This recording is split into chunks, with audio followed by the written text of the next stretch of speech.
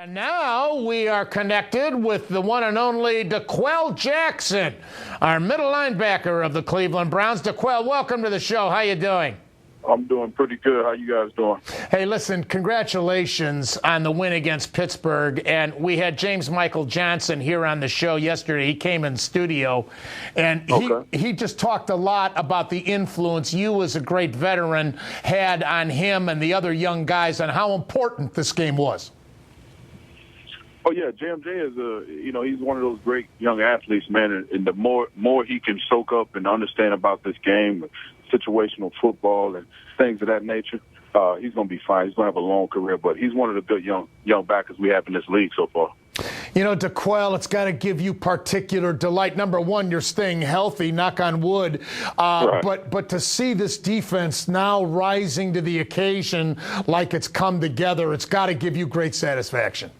Oh, without a doubt. You know, we've had our bumps in the road to start this season, and now we're finally starting to get guys back healthy. We're finally playing with a consistent group out there on the field, and it's been showing the last few weeks. Early in the year, we've had some, been in some tight ball games we hadn't been able to finish, and these last few weeks we've been close, but last week was a true test of all the guys being back and doing their jobs and actually finish the game and coming out with a victory. 1 week all the sacks, the next week all the turnovers. Can't beat that. Yeah, well, I'm anxious to see how this weekend is going to go. And I harped to the guys earlier. You know, we've come off of 2 weeks of a solid defensive effort. You know, what's really going to test us is how well we come out in Oakland. It's going to be a short week for us, a big travel day. And we have to play at a high level going into Oakland and hopefully, try to get 2 wins on our belt back-to-back. What kind of problems does a Carson Palmer pose to you guys on the defensive side of the ball? He hasn't exactly lived up to the expectations that they had of him when they made the trade with Cincinnati, but he's still an experienced old pro, and you've played against him many times. Yeah, I played against Carson for many years, and he can still make every throw on the field. He has weapons around him. They're getting some guys back healthy. One guy in particular, Derek McFadden. So once he gets his weapons back, he's able to make every throw on the field.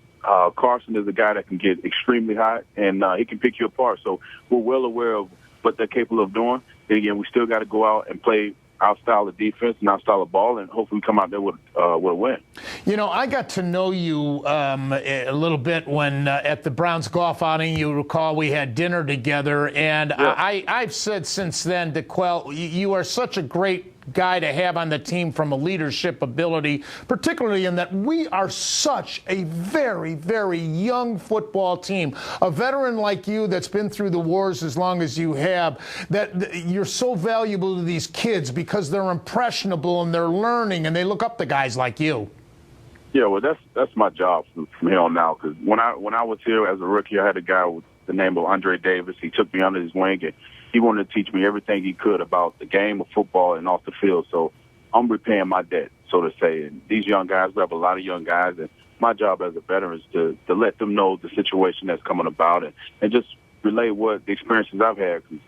You can talk it, you can say one thing, but when you actually go through it and actually experience the plays, the highs and the lows, it makes you a better football player. And that includes off the field. I don't have to mention any names, but, in the last couple of days, a story that has hit the national news about tweeting.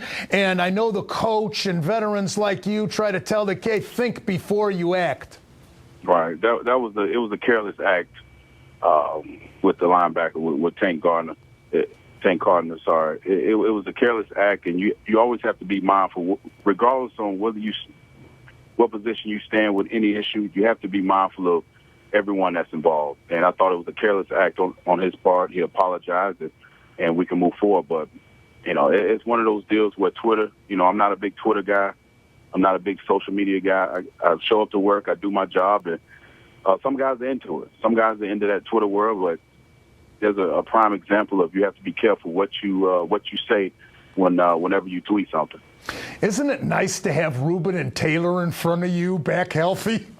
Oh, man, it makes my job a lot easier. I tell you that. Having those two big guys there, Rube, he's been solid since day one, and having Big Phil back, you know, he's been through his highs and lows young in his career, and it's going to help him moving forward. I thought both of those guys have done a tremendous job with playing this year, and also the young guys that we have stepping in, and we have a great rotation going on right now. Absolutely, and I like the veteran pickups with Parker and Rucker too. Oh, without a doubt. Those guys are grown men, and they take care of business when they step on the field. Let me ask you this, because we got young guys in that secondary, too. Hayden means so much. We found that out when he was gone. And obviously, Ward is a really hard-hitting safety. You love the way he plays football. And you as a linebacker, this affects you, too. Comment on this fine line of the helmet-to-helmet rule. I find it very precarious, DeQuell. I mean, spur of the moment, you can have helmet-to-helmet contact by accident because your bodies are twisting and turning in the course of a play so quickly.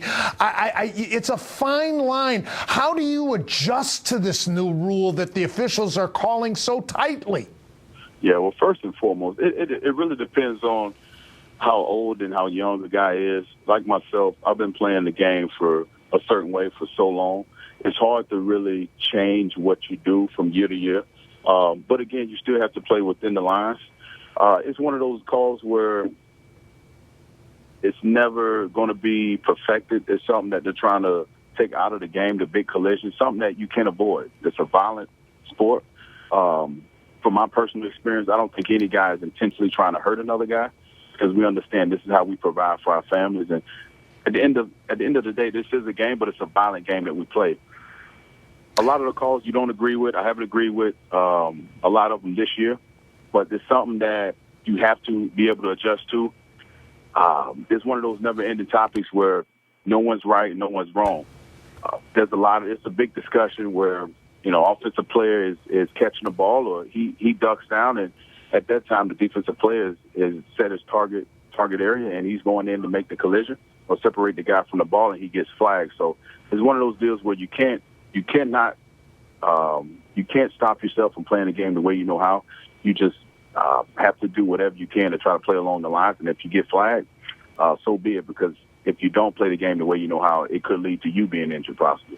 DeQuell, one last question. We only got about 30, 40 seconds. If you had an opportunity to talk any with Mr. Haslam or Joe Banner?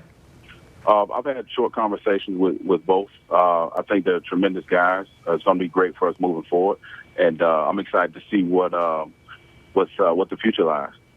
DeQuell, thanks so much for giving us the time. Go get them in Oakland. All right. Appreciate it. DeQuell Jackson, our middle linebacker, a pro's pro.